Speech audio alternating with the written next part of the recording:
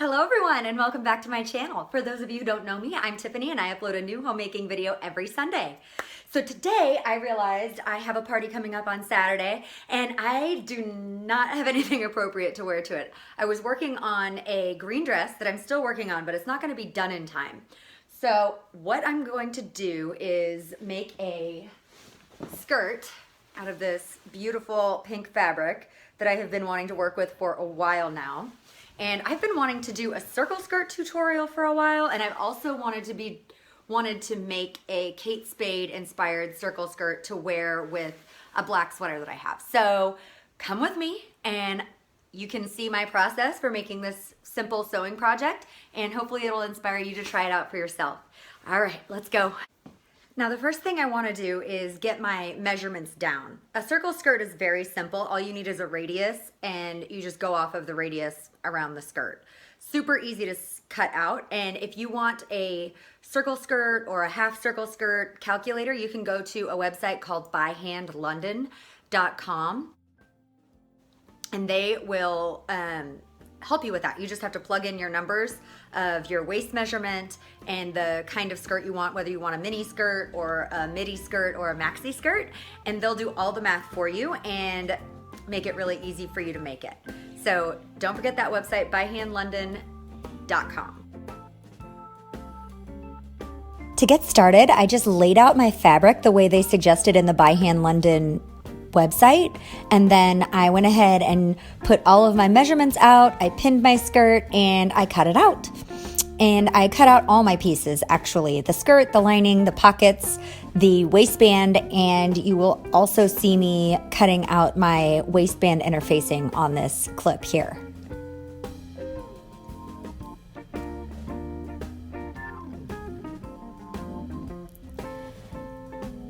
Once I got all of my pieces cut out, I headed over to my ironing board and applied my fusible interfacing. I went with a 2-inch waistband, so I cut out a piece of my actual fabric that was I think it was 5 by 31. Because my waist is 29 inches and I wanted to have an inch of overlap, and I also wanted to have a 1/2-inch seam allowance on either side of my interfacing. And my interfacing was made exactly 30 inches just for the overlap and my waist measurement. Once I had the interfacing applied, I went ahead and with right sides together, I sewed the seams on the ends of the waistband together. And on this video clip, you'll see me tying together my knots at the end because I did not backstitch for this one. I didn't want the bulk, and sometimes when I backstitch, it kind of goes off the line and it gets a little bit sloppy, so I just tied them at the ends to make sure they were neat. Now I'm just going to pin my pockets in place where I want them, and I'm going to sew down the sides of my skirt pieces before I sew my skirt seams together at the sides.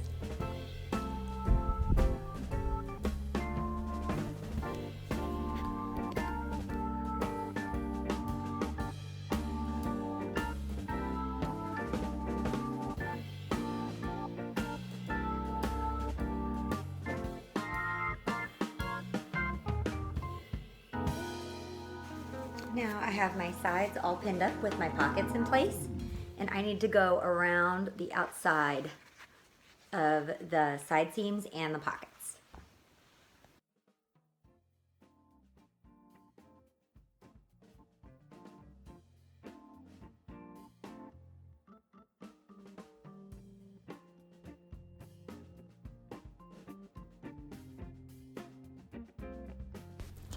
Once I'm done with my side seams, I'm just going ahead here and sewing from the end of where my zipper is going to be to the bottom of the skirt on the lining and on the skirt. This makes it hang better if you do it separately. And what I'm showing you here is how I am getting my zipper ready to sew in. So my waist is 29 inches. So I made my waistband 31 inches because I need an inch of overlap right about here. I mean at the back, so I can fasten it at the back. So what I'm gonna do is allow for that. And then I'm going to attach my waistband to the skirt.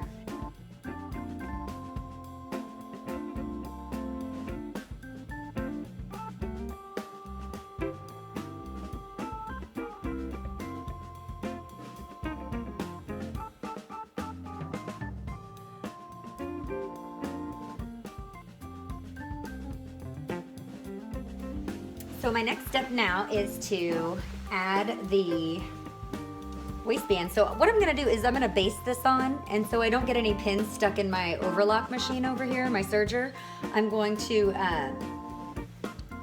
baste it first with the sewing machine, and then I'm going to finish the raw edge here after that.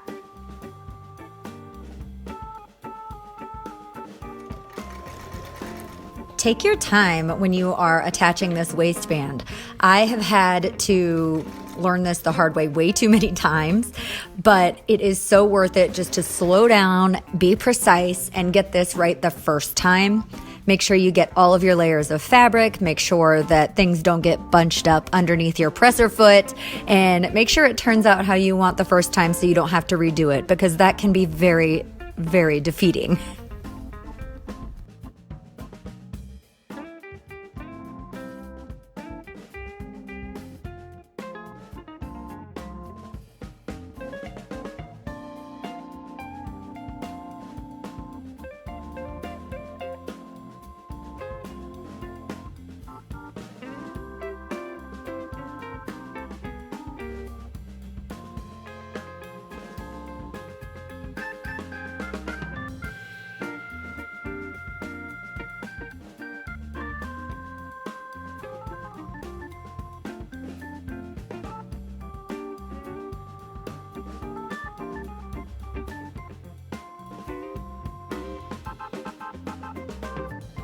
So I just went around the edge with the serger and the edges of the waistband and the bottom. So all I have left to do on this project is attach the, I don't know how I'm gonna make it close yet. I haven't decided whether I'm going to do a button, snaps, or hooks, but I have to attach that, and then I'm going to hem the end. Hey y'all, this skirt is almost done. I actually hemmed the outer skirt last night. This is on Inside Out right now, actually. But I hemmed the outer skirt last night while I was watching TV. I didn't get it on film, but I figured you can watch me hem this one. I'll show you how I'm hemming this one. I'm actually just going to tack it so it's a little bit above this hem here so it doesn't show underneath. We're almost done, and the party is in a few hours, and I have not started getting ready, and I still have to put the snaps on, so I better get to work.